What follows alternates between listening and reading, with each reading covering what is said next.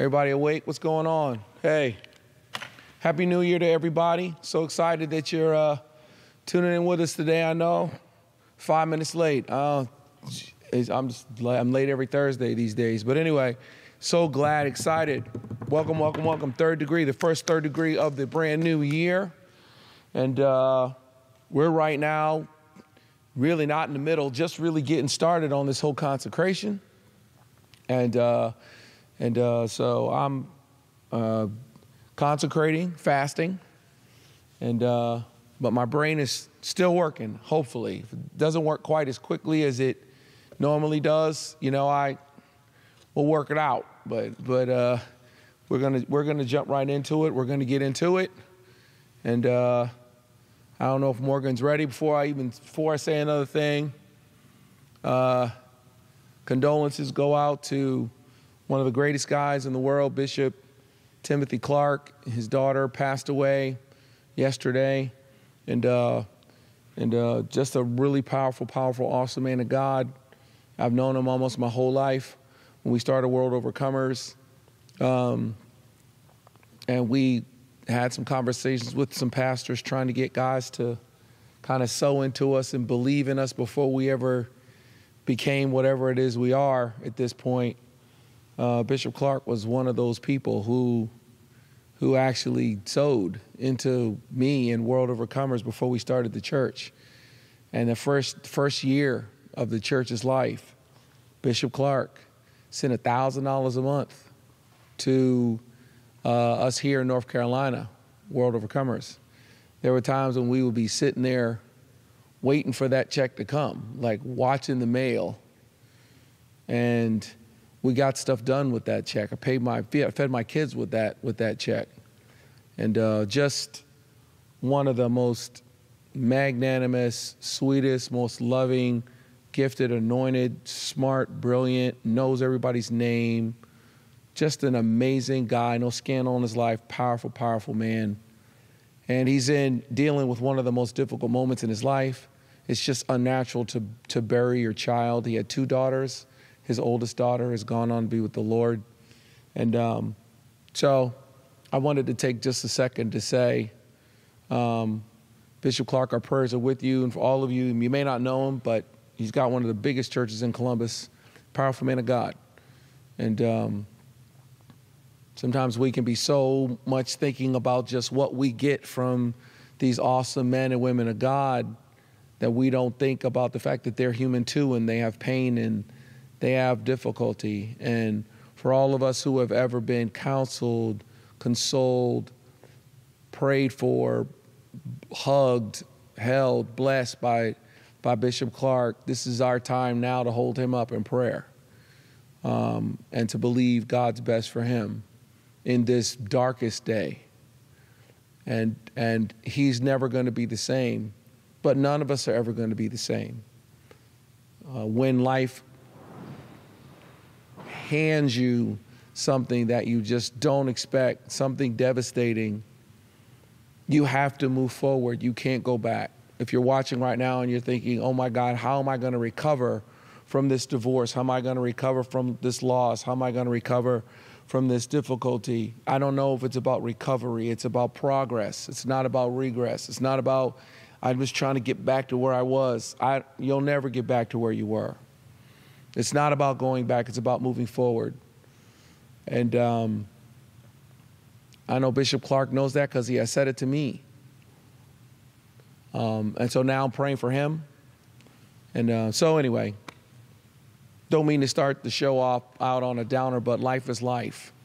And but we're here. All right, let's jump into it. All right. So first question. Is it best for the male or female to grow alone or to grow with a spouse? I think really both people need to grow up. I think both people need to be mature. One of the passages that we've been talking about quite a bit here, and I quoted quite on a regular basis, that perseverance must finish its work in you so that you can be complete and mature, not lack anything. So that you have to let perseverance. One of the newer translations says, let perseverance finish its work. meaning that you have to allow the endurance to do its work so that you will be complete and you will be mature and you will not lack anything. And I think that it's a grave mistake to try to find a person to complete you. Thanks, Jerry Maguire, but the Lord is really who should complete you. Honestly, you should have came out of your mama's house with some real strength. You should have came out of your parents' house. You should have came out of the structure of family having a real strong sense of who you were. They should have strengthened you, and you should have been complete and matured coming out of that process. I think that men and women mature at a different level. I think women mature faster than men. And that's why I think that at times, older men and younger women, it can work. I mean, I think within reason. 25 years is a lot, but, I think an older guy, I've said it in the show, I think a 35-year-old guy has a lot more in common with a 27-year-old woman than a 27-year-old woman has with a 20-year-old guy. I think men mature at a different kind of rate than women do. But I think I guess the question was, is it better for the guy to just fully develop by himself or the woman to fully develop? I think that I think both people need to be complete and mature.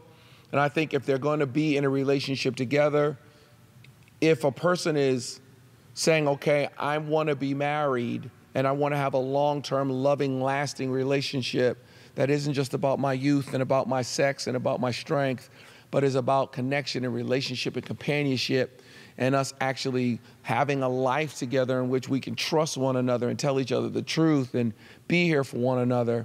I think if that's a part of your goal, and I don't know if it was a woman or a man who asked that question, but if that's a part of your goal, I think that as a woman, if that's a part of your goal, then there is going to have to be some space for a man that you're going to have to leave.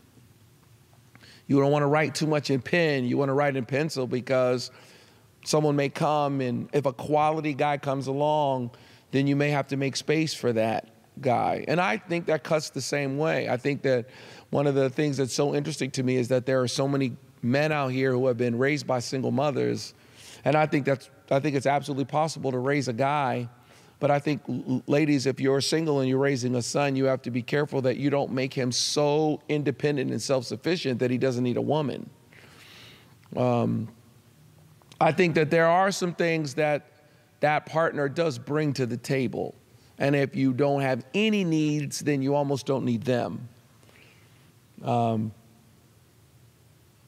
I think that one of the reasons why marriage, especially within the African-American community, is something that we're just really not hardly doing is because there was a time when if you wanted to have sex and we're all interested in it, then the way you were going to do it was in marriage. It was difficult to get it outside of marriage, especially consistently. Now, that's no longer the case. And so, but I'm saying all that to say, I think people should be as complete as they need to be. And in that completion, you understand what your strengths are, what your weaknesses are. And then you know how to get someone who has strengths where you have weaknesses and you have strengths where they have weaknesses. And then together you make a good team. But I think even then, you're working on becoming the most complete player that you can be. If you come into the league and all you can do is just rebound, block shots, sure, but keep working on your game so that you can make free throws. Keep working on your game. You develop a little hook shot, okay.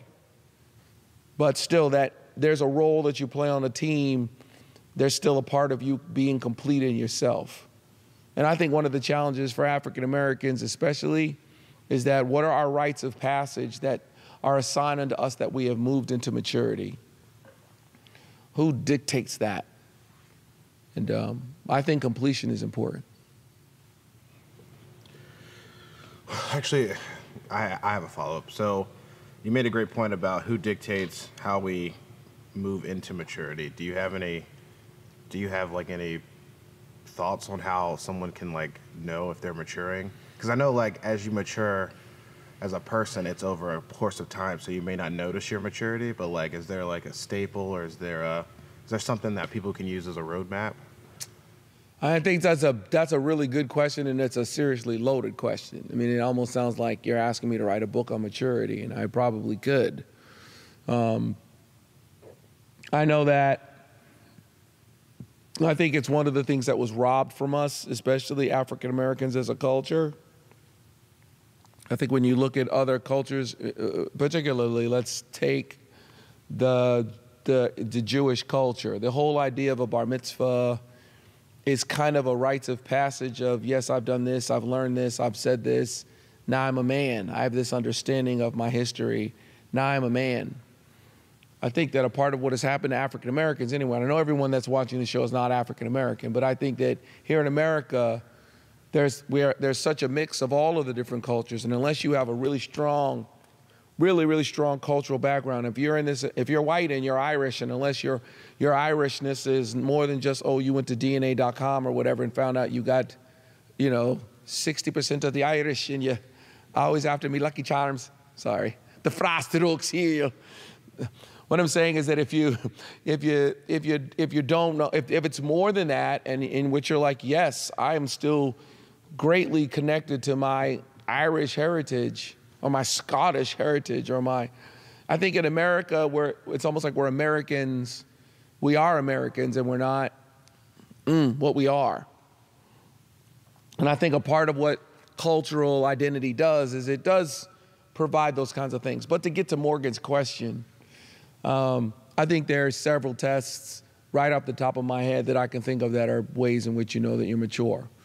The first one is from the Bible. I've said it from the pulpit, that Paul said in 1 Corinthians chapter number 13, verse 11, when I was a child, I talked like a child, I thought like a child, I talked like a child, I reasoned like a child. So how I talk, how I think, how I reason, how I calculate is a sign of maturity. If you want to know if you're mature, just listen to how you talk.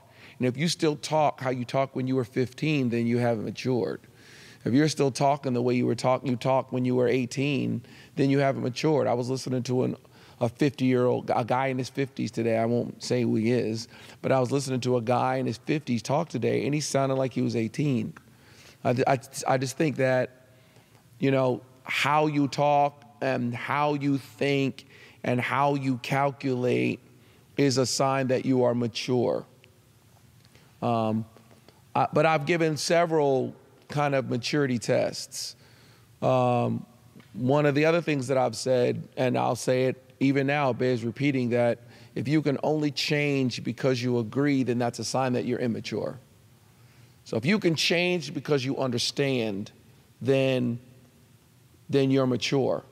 Even in this show, this particular show in which you're sitting here listening to me answer questions, there may be absolutely a time in which I say something in which you don't agree with it.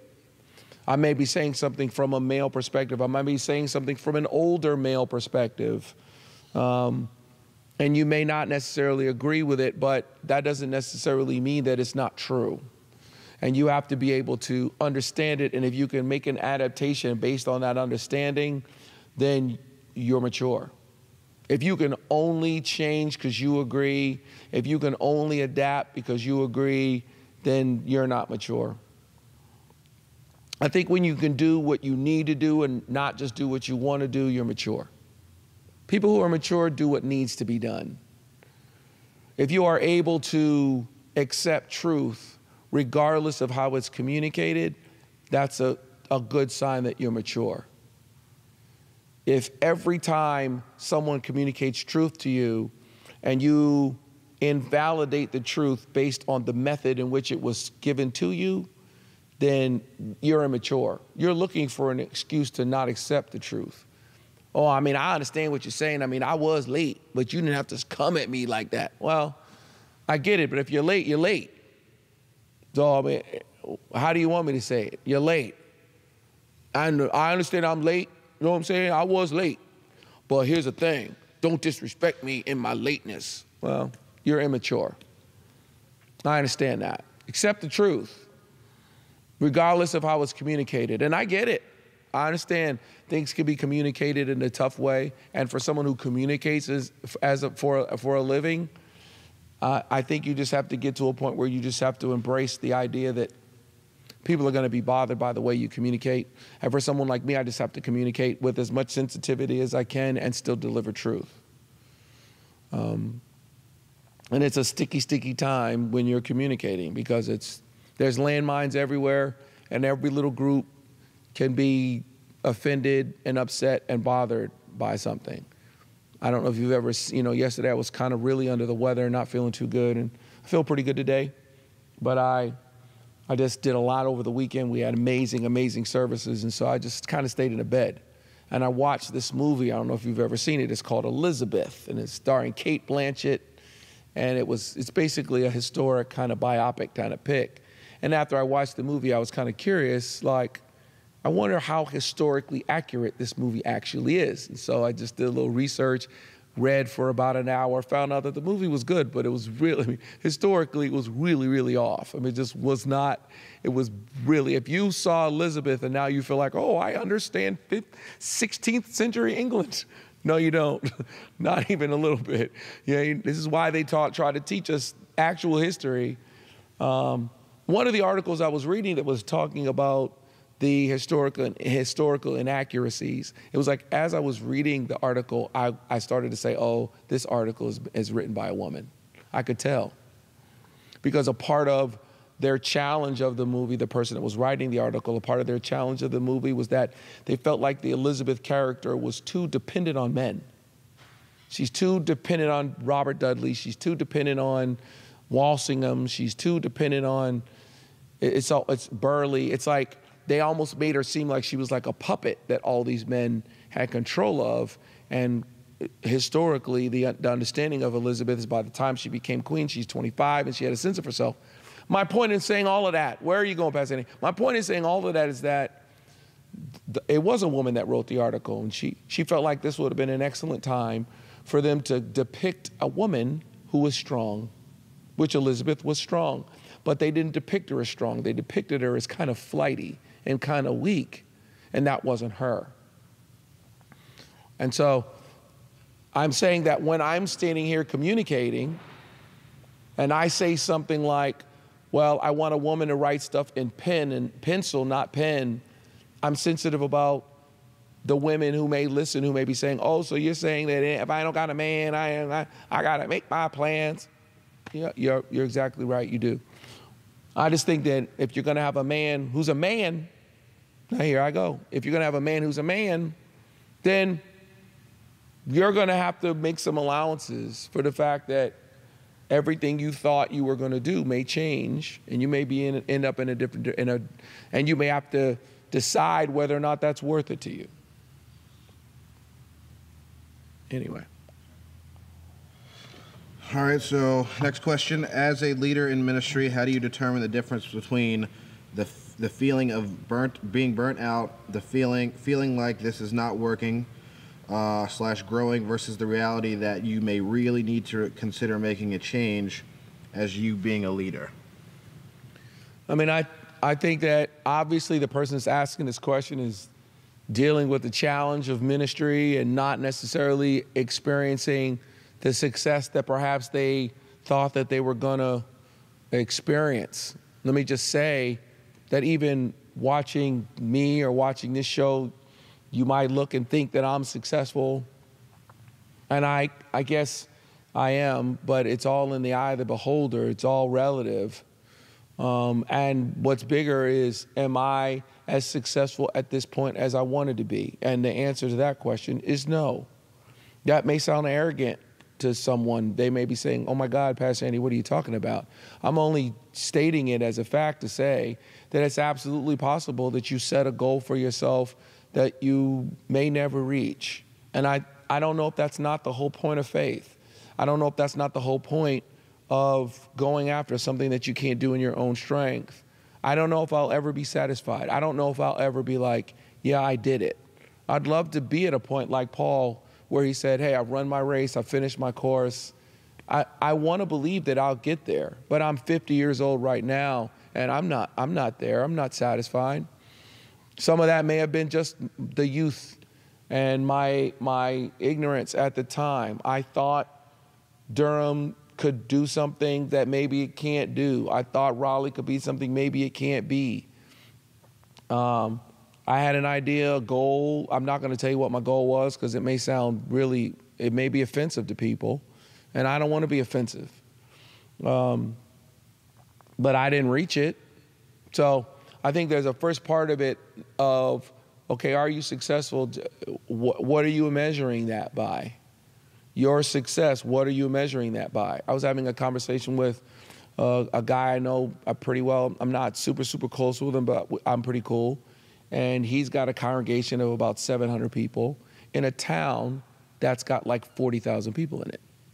And so he was talking to me and he was saying, yeah, man, I'm not kicking it at your level. And I was like, you're not kicking it at my level. What are you talking about? Like, he was talking about coming up here for my OCF thing so he could learn. And I'm like, what do you do? What are you talking about? You have 700 people in a town that's 40,000. That's crazy. That's ridiculous. I need to be coming to learn from you. It's all relative. What are you talking about? You have to be careful how you measure success. And you have to be careful how you measure whether or not you're being successful or not. Are you seeing the kind of growth that you want to see?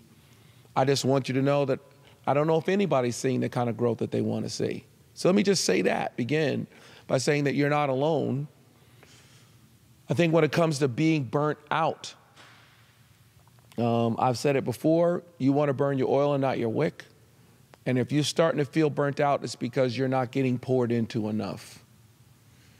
At the same time, I do believe that there does need to be some benchmarks for people when it comes to whether or not they're even really called to be in the ministry full time.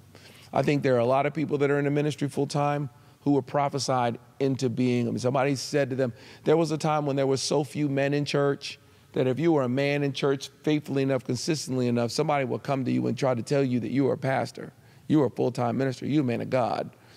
And I think that if you're starting to waver and starting to wonder, am I really called? Then you need to lay out some fleeces. And I don't even know if it's a fleece. I know there are some theologians who look down on the idea of a fleece, considering the fact that Gideon didn't have the Holy Spirit, etc. But let's just say this, the Lord will confirm his word with signs following. And I'm telling you right now that someone like me, I'm still looking for the Lord to confirm his word with signs following. I know in part, I prophesy in part. When that which is perfect has come, the imperfect is done away with. I could be wrong. I started this Raleigh church 3 years ago. I absolutely believe, I'm not going to tell you what I believe it can do. God has blessed. God has blessed. We're in a building that seats 700, and we have 2 services there. And but I'm believing God for more. But there's a part of me that's like, well, Lord, can I pastor this church and pastor this Raleigh church at the same time? Is that enough? Is this really what you said to me, or is this just my hunger and my aggression and my passion to do more? It's possible that I could be wrong. And so I've laid out some benchmarks, some things. I've said, all right, well, Lord, I want to see us get to right now, 2019 is a benchmark, pivotal, turn the corner, decision-making year for Raleigh. It just is. And I want not even the people. I just want the Lord to show me that he really does want me to be the pastor of that Raleigh church while I still pastor this Durham church. Just because I think that he's called me to that, or just because I believe that's what he's told me, doesn't mean that I'm not wrong. And so I think to say, okay, I've got 50 people. Now, Lord, if you really, listen, I have 50 people. Now, I need to see some growth. And I got to get to 75 people by the end of 2019. 75 people, if you're at 50 and you grow to 75 people or grow to 100 people by the end of 2019, that means your congregation doubled. And at that point, your church will be growing faster than mine, because I'd love for World Overcomers to double. I don't know if I'm asking God for it to double right now. So if you've got 50 people and you're trying to get to 100, then I don't think there's anything wrong with you saying, all right, Lord, look, I am here in Wachapreague, Virginia. I started this church here in Wachapreague. I've got 54 people coming. That's everybody. Pregnant women counting twice, babies in the back. I got 50. Now, Lord, look, I'm going to turn my plate down. I'm going to fast. I'm going to pray. And I'm going to say, all right, Lord, do you really want me to pastor him? Do you really want me to pastor? I think the first question I pose to guys is, number one, are you even called to pastor? I've got some guys that are around me now, guys who are coming to me who are like, I don't know if I'm called to senior pastor. Then I've got some guys who have been with me who are thinking, I think I am. I think the first question is, are you called to senior pastor? That's the first question. The second question is, if you are called to senior pastor, is it there? Is it where you are? Are you in the right place? Because if you really are called to senior pastor and you're called to senior pastor in Wachapreague, Virginia, then you should see some signs of health. You should see some signs of growth. I don't think it's fair for you to look at me or to look at somebody in Houston, Texas. You have to run your best race. Are you called to senior pastor? If you are you in the right place? If you are in the right place, who are you connected to? Do you have a covering? Who are you trying to imitate? Who's the Apostle Paul? The things that you've learned or received or heard or seen in me, put them into practice, and the God of peace will be with you. Is that person successful? Are they successful? If you're coming out of a traditional Baptist church, and now you're in a new area trying to start a church just like it, well, if that church isn't doing that well, then your church may not be doing that well. It may not be just about you, it may be about what you're actually trying to produce. If all of a sudden right now I said, I got an idea to do a store where you can rent your own videos, okay? It's called Bust a Block. Even if I have a business plan, even if it all looks great, if people are not renting, even if my store gonna smell good. Yeah, here's my idea. When you come in, the VHS tapes spin. And every customer that comes in, the third person get a cookie. Woo! My Bust a Block video stores are gonna work. Well, yeah, but what if nobody's renting VHS tapes anymore? And so I'm saying that, who's your covering? I don't know if we talk about this enough. I don't know if guys like me talk enough about the search for a leader, the search for a mentor, the search for a pastor, the search for a person that you're like, oh my God, that's what I'm talking about. I'm inspired by that person, and that's what I'm talking about. I don't know if we talk about that much. I think that that's more important even than you just doing your own thing.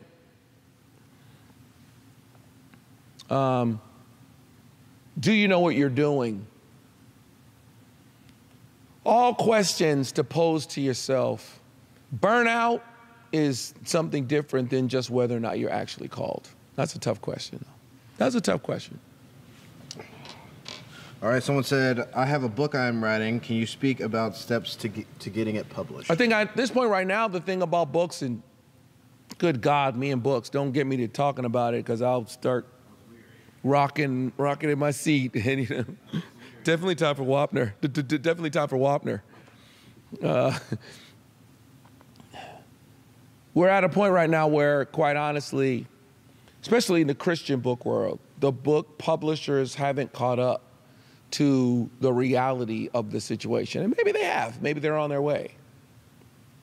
But we're living in a day and a time now in which you don't need a publisher to publish your book. You don't. You can self-publish a book very easily. You can Google how to self-publish a book. I'm not even going to spend my time talking about it. You can Google how to self-publish my book. You could take your book manuscript down to a printer, print copies of your book, run around and sell them.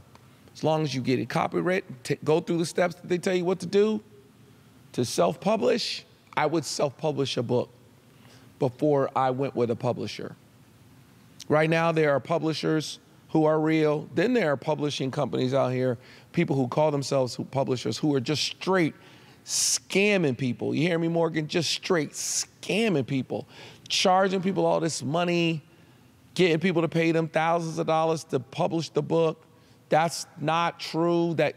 Please don't be deceived. You don't need a publisher that badly to do that. One of the reasons why I haven't released a book in the last 2 years, 3 years is because I've got into this funky thing with these publishers in which, you know, they want to publish my book and should I self-publish? And I was just ready to self-publish. Then I get into a deal with these different publishers, and I won't say their names, but they're legit, no joke, serious publishers. And a part of the challenge is that they want me to do all the work. They want me to do all the promotion, all the marketing. If I want to get myself on Daystar, I can. I'm blessed enough to have Marcus Lamb's number in my phone. He's a serious, no joke guy. Who's a caring man of God. And so I've been on Daystar several times. I got into a conversation with a publisher which was like, am I going to get myself on Daystar or are you going to get me on Daystar? Because if I'm going to get myself on Daystar, why would I give you 76 cents of every dollar of a book if I wrote the book? I came up with we ended up coming up with the cover art. If we're going to do all of that, why would I give you 75 cents of every dollar? For what? What do you do? What's your part?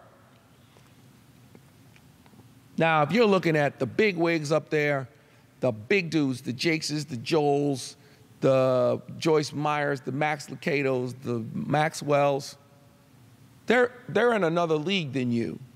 Shoot, they're in another league than me. I'm not even trying to get their deal. My suggestion to you would be that you self-publish. Self-publish, and when you self-publish, you get to keep all the proceeds of your book, pretty much. I wouldn't pay more than, I mean, of course, the more books you order, the better a price you'll get for it. I wouldn't pay more than $4 a book. Really, $2.50 is really great, but you got to order more to get that price. I wouldn't pay more than $4 or $5 a book. If you pay $4 a book, $3.50 a book, you literally can get your book bound, printed for something like that. There's just printers everywhere. Self-publish it. If you get a book printed for $2.50, $3, $3.50 to you, you sell the book for $10, you made some money. My very, very first book, which is probably my most popular book, the book I've sold the most of, Real Love, I've sold thousands of copies of that book, thousands of copies. But I got taken in by this publishing company. And it wasn't just me, it was all of us. It was just that was 2006 or something. I mean, we were just, reminds me of this song that I sang when I was a little kid in elementary school. Never smile at a crocodile. Oh man, I don't know. Don't be taken in by his welcome grin. He's imagining how well you fit within his skin. Never smile. All right, anyway, don't smile at the crocodile. Be careful. I sold more copies of that book. I don't even know how many copies of that book I've sold. 10,000, 15,000, thousands and thousands of copies of that book. I never really saw any of that money, really. Now, that book got me other deals, but even right now, the reason why I haven't released a book in the last couple of years is because there's this whole dispute with these two different publishers that both say they have rights to my book and blah, blah, blah, blah, blah. It could be a funky thing. If you've written a book and you're just like, hey, you're like me or even smaller than me, and you're like, I've written a book. There are so many guys I know, so many friends I know, so many dudes I'm cool with who they just self-publish their book. They don't even mess around with a publisher. For someone like me, the only reason why I would even go with a publisher is if they gave me an advance. That's the only reason. The only reason. And in essence, that's what happened with me. That's what happened with me. The reason why I was like, yeah, sure, give me an advance, because then that helps me to feel like, okay, now you're incentivized to sell my book, and you're going to get my book in places I can't get it in on myself. Would I take 25% of million copies sold? Sure. But it doesn't make any sense for me to take 25% of what I would normally do myself. That doesn't make any sense. If you're going to get me in places I can't get into myself, awesome. You're going to get me on bookshelves I can't get in on myself, thank you very much. But if you can't, then why am I doing a deal with you? So I'm just saying, I'm just here from someone that has published a couple of books. I've got 2 books finished right now that we're about to make some serious decisions on, and they're both very, very good books. A publisher's not all it's cracked up to be. Don't believe the hype. All right. What advice would you give to your early 20-year-old self?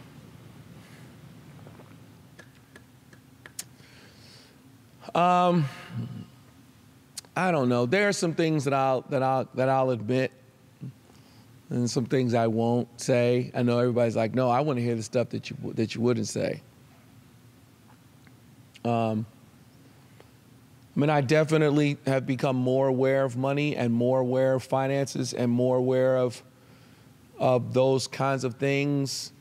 I think I don't know if I've ever talked about it on this show, but there's these 6 primary needs that humans have.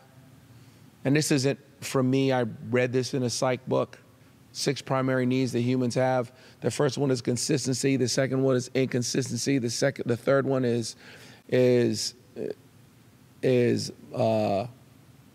love and family. The fourth one is significance. The fifth one is growth. The sixth one is care or missions or helping people or charity. I think there was a time, the point of the teaching is that there's a need that's driving you and there's a secondary need that's talking really loud, and then there's 4 in the back that are noisy but aren't steering. I think there was a time in my early 20s when significance was driving my car. And I don't even know if anybody else was in the passenger side. I think it was just significance. I wanted my name to be great. Whereas as I've gotten older, consistency has become more important to me than significance. Consistency is, humans need consistency, need the bills to be paid. Praise God for all that's happened at World Overcomers, and I'm excited about it, and the best is yet to come. But as I've gotten older, I wish I was smarter with my money when I was younger.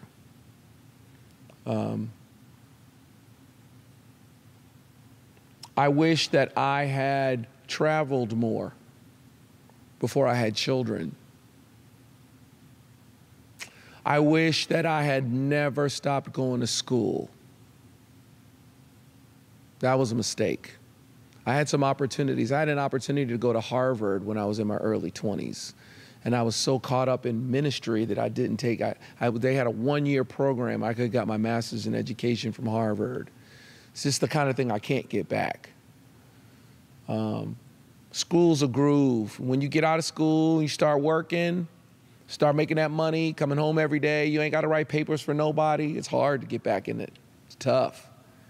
I should have just stayed right in. Never should have stopped. It's a mistake. When you're in school, they own you. They tell you what to do, where to be. Once you get out, start working, and once you're done work, you're like, ooh, what am I going to do? Oh, my God, I want to go to Bojangles. I want to go. It's just like you just start controlling your own life, and you get out of the groove of school. School's a groove. I wish I had done. Hear that Bojangles came out? It's because I'm not eating, I'm fasting. It's just, Bojangles. But my wife and I, we have done some traveling, but I wish we had traveled more before we had kids. Once you have kids, you don't want to go to Russia. Something may happen with one of your kids. It's too far away to be. It's one thing to go to Mexico. Something else altogether to go to Moscow. And I think when you're younger, you're not as highfalutin. You're not as high sedity. You'll backpack through Sweden, staying in youth hostels because you don't care, because you're young and you're dumb. When you get older, it's like you start wanting to know, what's the bed like? Is it comfortable? I need a fan. And you just get spoiled because you're old, like me. Now, if I'm going somewhere, I'm like, what kind of hotel they got? What the bed feel like? When I was 20, I didn't care. I sleep on the floor. I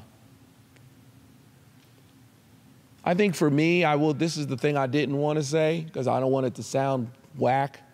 I probably have pretty much, I probably have, and I'm not saying this because I'm scared. I'm not scared at all because I'm in charge in my house. But I probably have, of everybody I know, I probably have one of the best wives my wife's, I don't know if, I haven't met a wife lately that I was like, wow, like, okay, like she's kicking it, like and a lot of my friends have good wives, and some of them have bad wives, but my wife's pretty great. My wife's pretty great. But I don't know if I would have gotten married as young as I did, Now that might mean I might not have been with Sean because somebody would have snatched her up and maybe I wouldn't be with her right now. That might kind of not be good. But I don't know if I was old. I don't know if I was quite old enough and quite mature enough when I got married.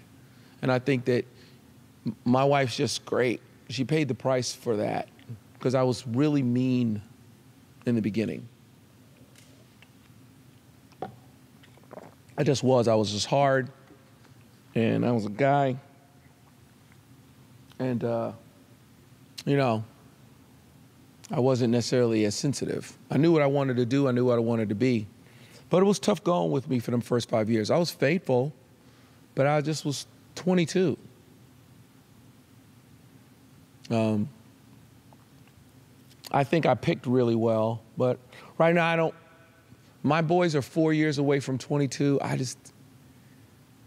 If one of my boys is ready in 4 years, Jesus be offense. Maybe they will be. It's possible. It's possible. But that's going to be some miracle growth. That really is going to be some miracle growth because right now, my boys are good boys. They're 18. When I look at them, I'm like, and they remind me of me. So I'm just like, wow, I was 4 years away from marriage at this point? There's no way. So anyway. All right. A lighter question. What was your favorite gift you received this Christmas? I said this, I think I said this around the Christmas show or right around. I don't really receive love through gifts. Like that doesn't really move me. I'm not like, oh my God, a gift, I think that although the thought is something. The thought counts. I think the thought is a cool thing. My daughter Alexandra and her husband, they gave us like one of these like robot vacuums, like a Roomba thing. That was pretty cool. That's a cool gift. If you ask me what's the coolest gift I got, that was cool. Alexandra and Brandon got me this Roomba. And it was like you plugged it in and it charged, and the next day I hit it and it starts going around cleaning. I was like, oh, this thing is for real. And it did a pretty good job. It did an okay job. Then the woman that actually helps, actually cleans the house, she came in and she did something to them floors while I was like, woo, okay, girl. You know what you're doing. These robots got a long way to go. But I just think for spot stuff, the robot was okay. It was pretty cool. And it's just incredible where tech is going and, oh, yeah. It's pretty nuts. Have you ever seen that show, Parks and Rec? I haven't seen Parks and Rec. I have not watched Parks and Rec. I won't ruin it for you then. Yeah, I tried to watch a little bit of it, but I haven't. There's a Roomba in that show, but I haven't really watched a whole lot. Yeah, it's classic. Yeah. Let's see. What were some of your hobbies growing up? Like, what did you do? Well, I was an athlete, and I don't know if I want to say that like I was an athlete. I was an athlete, and I played sports. That's why I was interested in sports. I played baseball, I played football, played basketball. I really wanted to play lacrosse. I just thought lacrosse was the coolest sport. I went to this private school where they played lacrosse, and the stuff just cost too much. The stick, the gloves, just like you had to buy all your own stuff. And my father was like, You better take this baseball glove and get on that baseball team. I know that. And so, you know, the sport I loved the most was probably basketball. And I was okay at it. In high school, I wasn't the best player in high school. I was okay, you know. I started playing late, and I didn't even make the first organized basketball team. Was no AAU back then. The first organized basketball team I ever made was in the 10th grade. 7th grade I got cut, 8th grade I got cut, 9th grade I had broke my leg playing football, so I didn't play basketball that year. So my first year of playing actual organized basketball was the 10th grade. So the fact that I was good enough to play, you know, some D3 basketball, you know, in college, I wasn't some scholarship player. But I played a lot of basketball.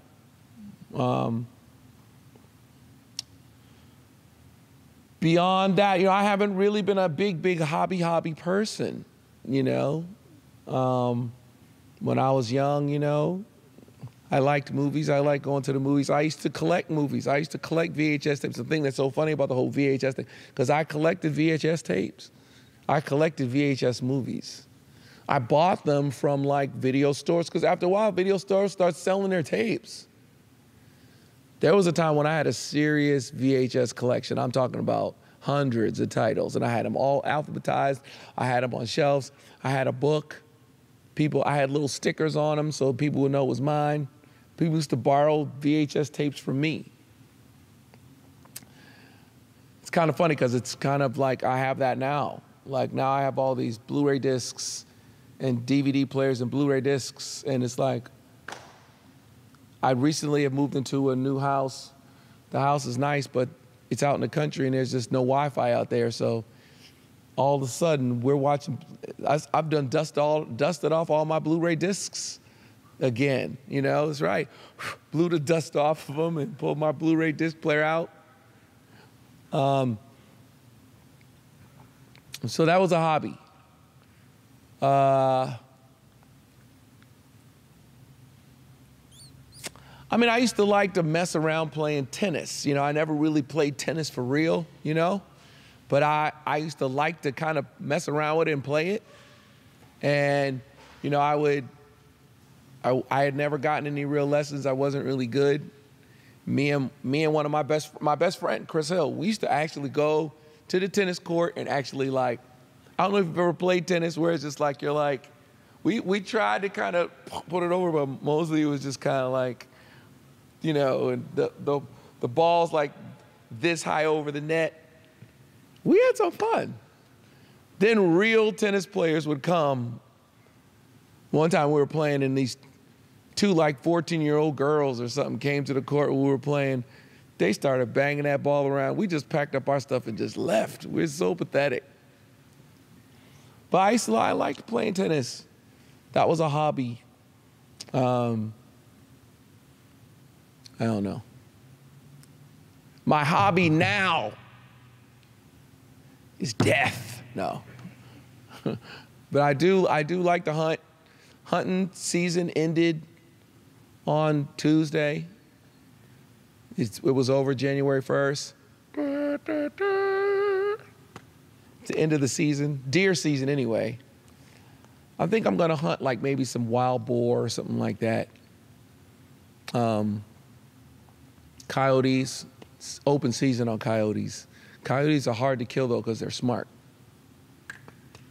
And to lure them in, you run the risk of chasing all your deer away, because if coyote was around, then deer are gone. And what you got to do to lure in coyotes is different than what you do to lure in deer. So I went to California. One of my good friends, he turned 50. I went there for his birthday, spoke for him on a Sunday. He plays golf, and I actually was on the golf course with him, okay? That was one of the things he wanted for his birthday, 18 holes of golf. That was that was woo, 18 holes of golf. That took some time. I didn't play. I'm just sitting in the cart, chilling, eating donuts, talking junk. I don't know. I thought about playing golf. All right.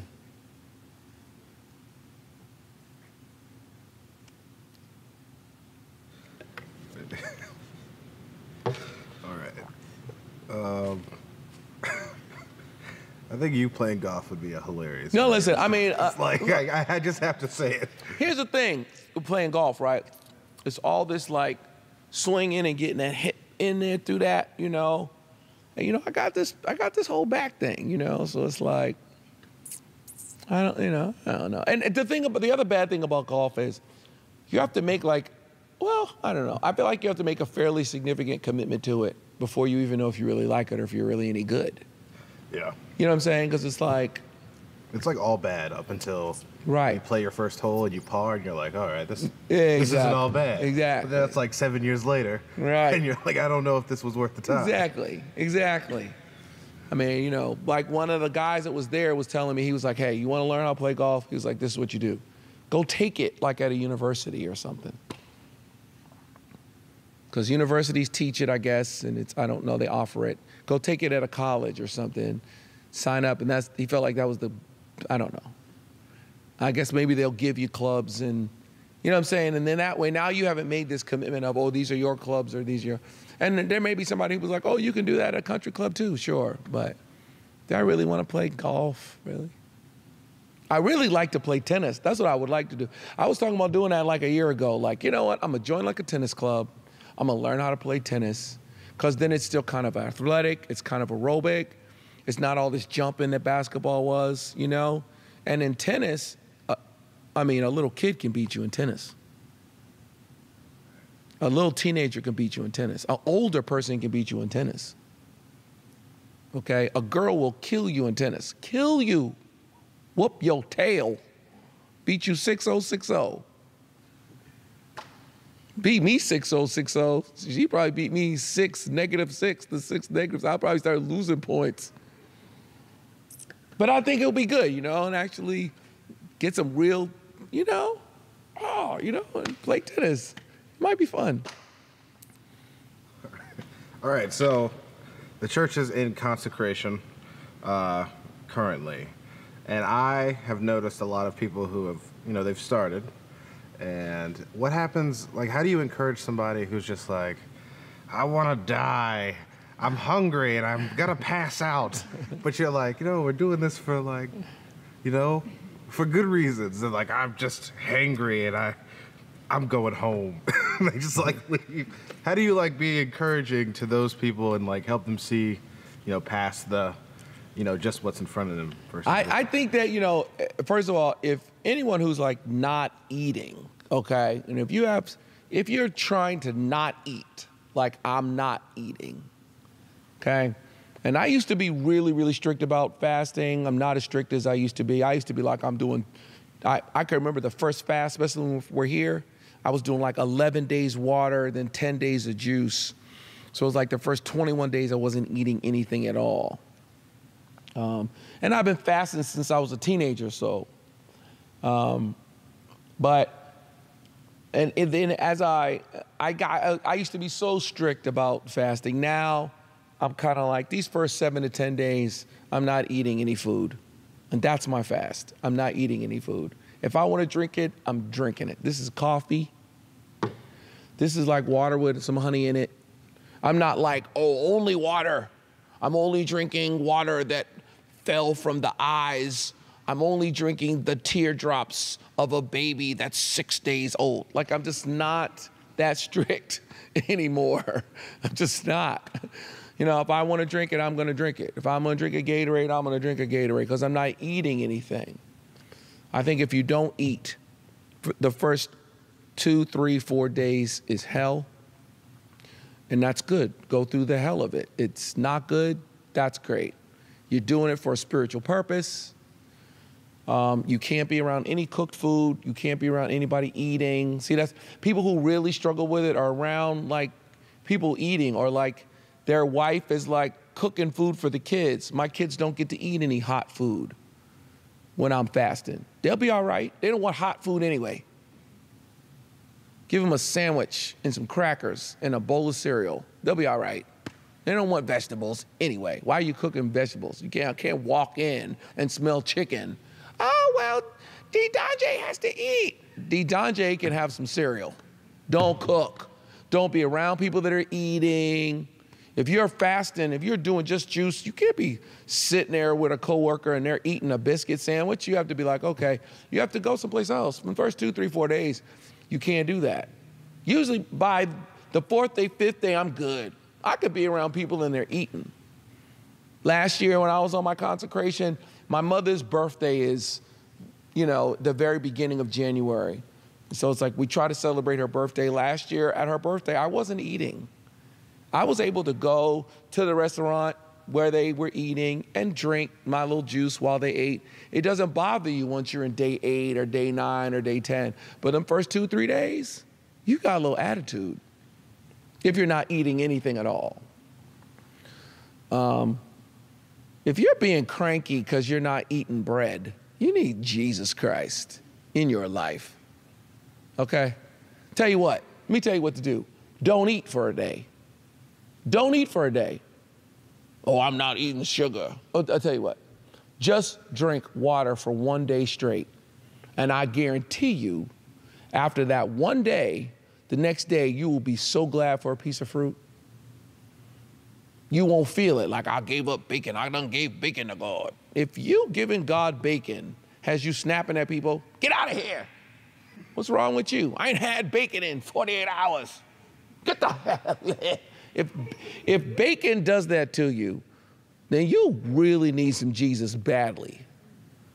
You shouldn't be snapping at people because you haven't had bacon. Oh, I miss coffee. You miss coffee? Fine. Drink coffee. Just don't eat. Don't eat no food. Yeah. Okay. I get it if you're not eating food at all, and if you're not going to eat food, you've got to drink. Your lips start feeling a little dry, like my lips feeling a little dry. It's a sign. Okay, I need to drink. I need to get some fluids down there.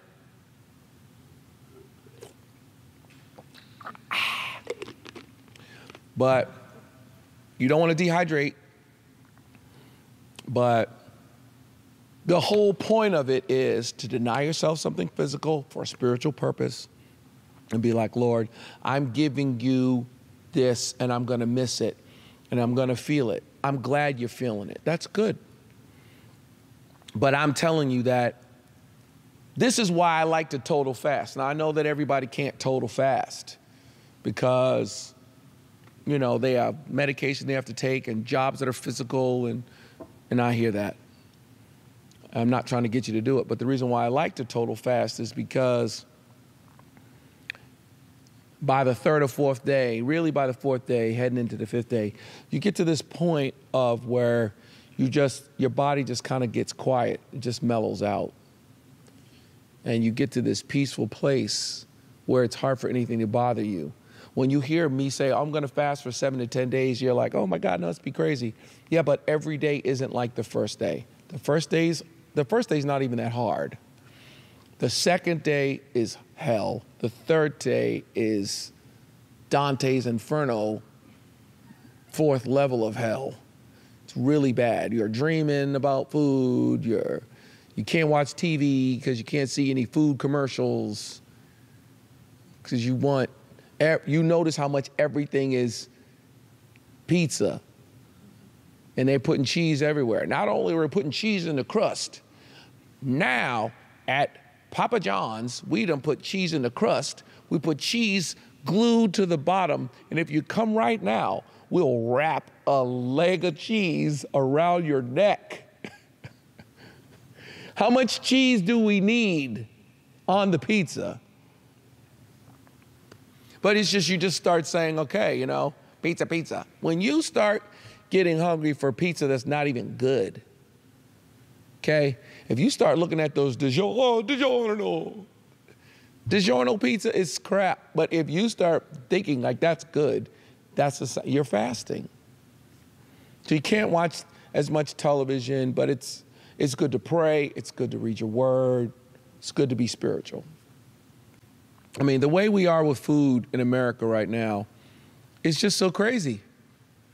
Okay? I mean, I was watching a commercial the other day and I saw KFC's, what are those bowls? It's just, oh my gosh, it looks so good. It looks so good. But I'm just like, it's like, what's in this? Like potatoes and like mashed potatoes, the chicken's on there, the corn, gravy. It's like, I don't want to eat my stuff separately. Just put it all in one big bowl. And I want to eat it all. But I'll admit, I was like, yeah, that thing looks good. I didn't even try it. I'm already trying to be free from my cookout milkshake demon. Yeah. All right, so we definitely have some requests to stop talking about food. Okay, I'm all right. So, definitely. I'll stop. I'm sorry. So sorry. We're gonna move on.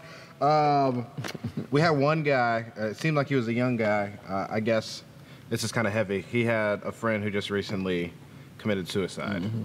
So I think it would be nice. He just asked, as somebody who's endured that, like, do you have any advice or anything that, encouraging? I know that when I was in school, and they taught us about helping people to deal with grief, especially death, they were saying to us that they kind of rated the deaths kind of in terms of the difficulty of getting over it. Number one was suicide.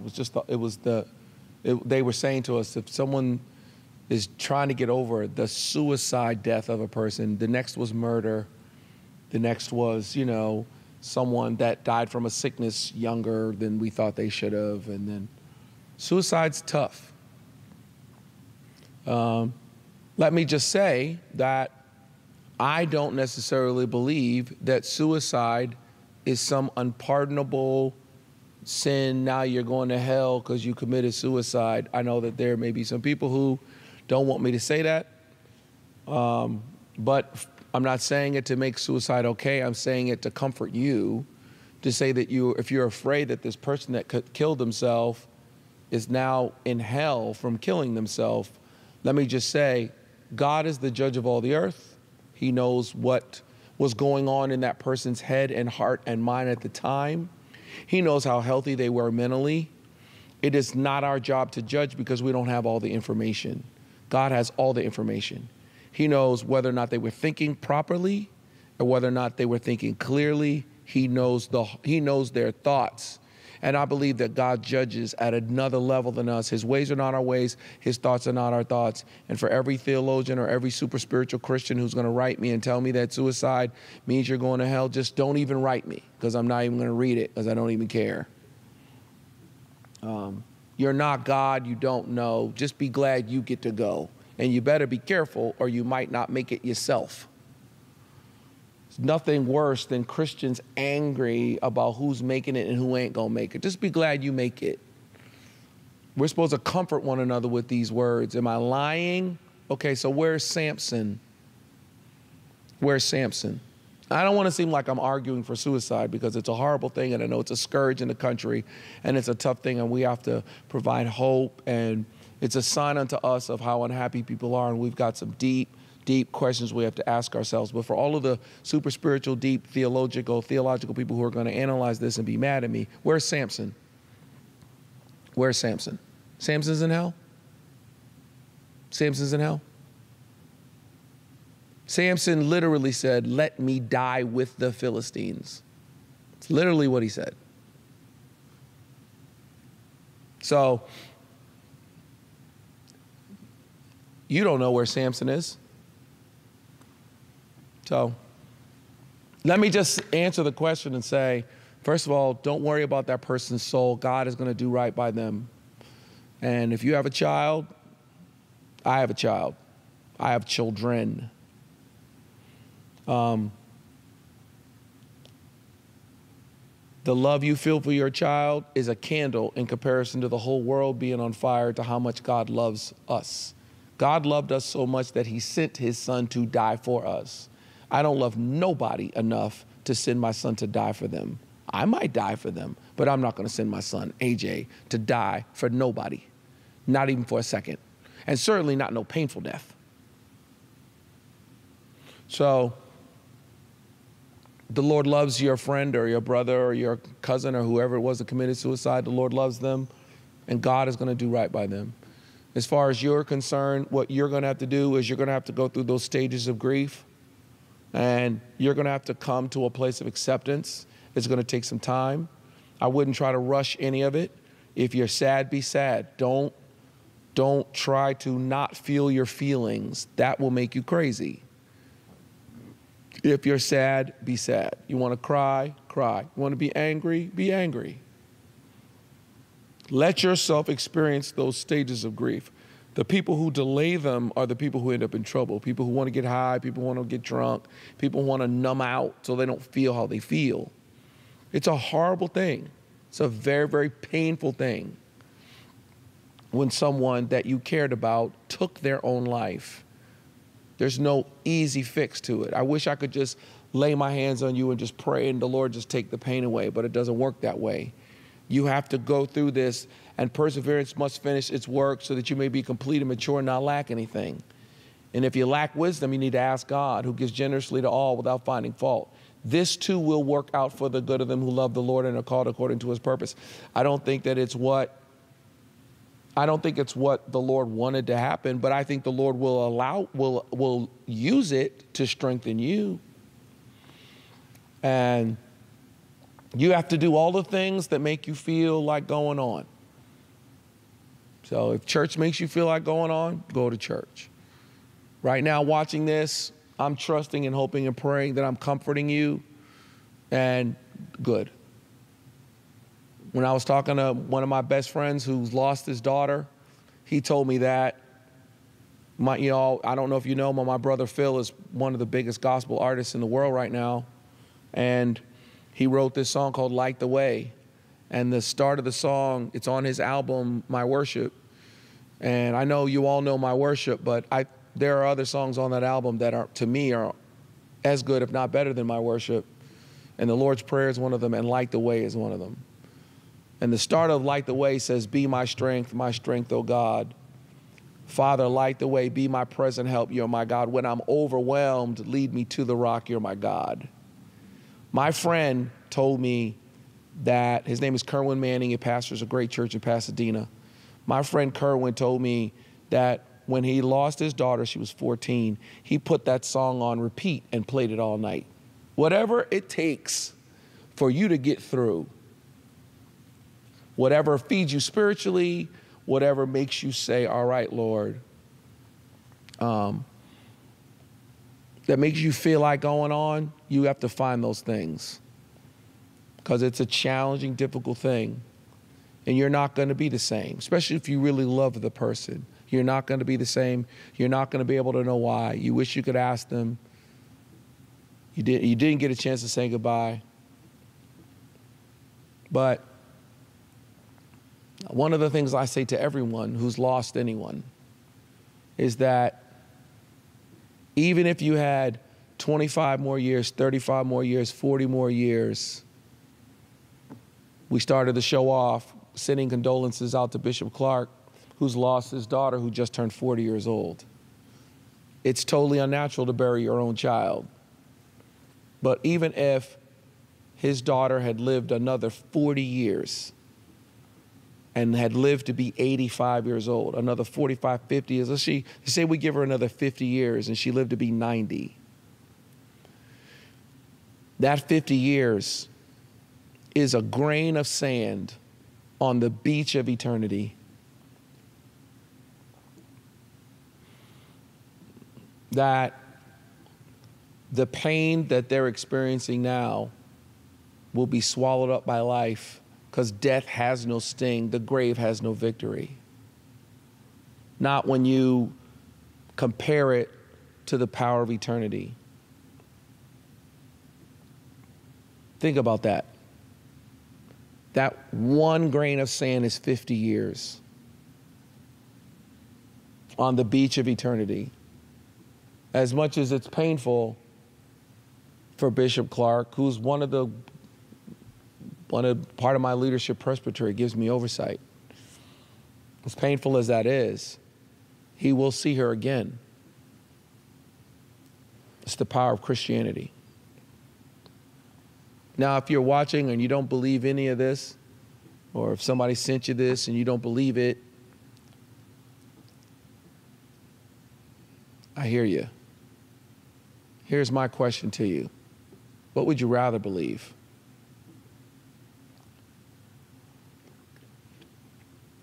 I think the atheistic view that we're just animals, first of all, I don't even think it's smart. Let's say we believe in God, we believe in heaven. If we're wrong, what did we lose? But if you're wrong and we're right, whew, you're in trouble. The thing that's so incredible to me about the whole atheistic perspective is they're not afraid to admit that something may have started life on earth besides God. But anyway, but here's the second thing, and that's this. What makes your life easier to live? The idea that at the end, that's it, it's over, or that you live on and there's another place to go after this. I don't know about you, but I'd rather believe that God has a plan for me. I'd rather believe that he's watching. I'd rather believe he cares. I think that it provides a level of peace. And what's the point if not for peace? All right, this has been another awesome third degree, if I must say so myself. I'm telling you, I am killing this game. No. Had a good job, had a good time today. And can't wait to see you guys next Thursday. Hopefully I will be here. I think I'll be here. Hopefully I'll be able to do the show. We'll let you know. Share with your friends. Let people know. They can catch this. Is there like a way to catch this rebroadcast, right? They can catch this rebroadcast, right? Yeah. Yep. YouTube, it's there available. You can see it, look at it, pick it apart, fuss about it.